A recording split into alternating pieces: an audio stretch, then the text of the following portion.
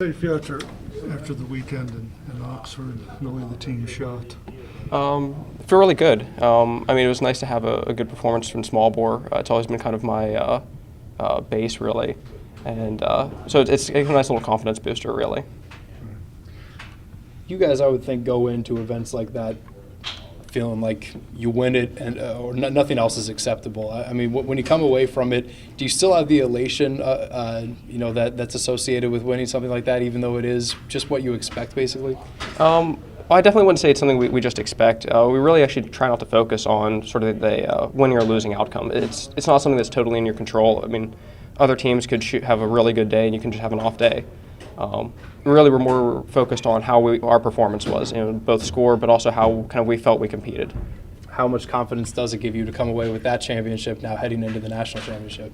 It's a definite nice confidence booster, and it's something that we kind of used it really more as a learning experience. Though it's something, it's kind of our, it's a format that's very similar to NCAA's, and so we like to use it as more of a training match for that, to kind of run through as kind of a testing ourselves, really, to see how are we prepared and what do we need to work on for the next several weeks. So what do you need to work on the next several weeks? Really, personally or as a team, I should say? Both. Let's start with personally.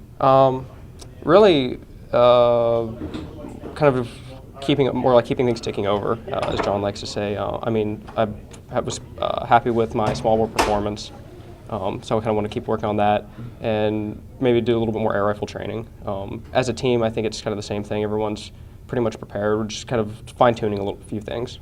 Talking about the NCAAs coming up in Murray, Kentucky, you guys have already been there a couple of times this season, so does it help knowing you're so familiar with the range? Definitely. It's actually one of the reasons we try to compete there. And when we're there, we try to kind of pay attention to the little unique aspects of the range, lighting, target alignment, just random little things like that. So it's nice to have at least one or two, in this case two, matches there beforehand. So you kind of get a feel for it.